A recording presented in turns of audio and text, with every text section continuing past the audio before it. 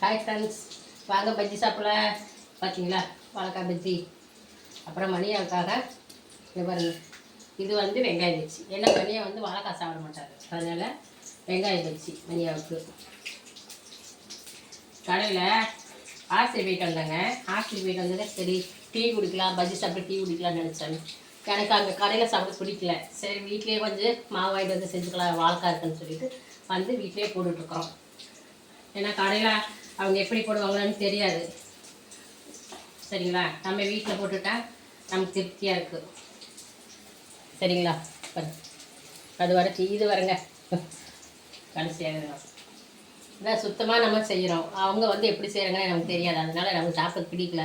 அதனால் வீட்டில் வந்து ஆளு கொஞ்சம் பஜ்ஜி போட்டாச்சு. வாங்க ஃப்ரெண்ட்ஸ், பஜ்ஜி சாப்பிட்லாம்.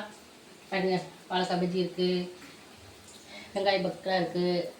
எது பிடிக்குதோ வாங்க சாப்பிட்லாம். பிடிச்சிருந்தா லைக் பண்ணுங்கள், சப்போர்ட் பண்ணுங்கள், சப்ஸ்கிரைப் பண்ணுங்கள். பாய்.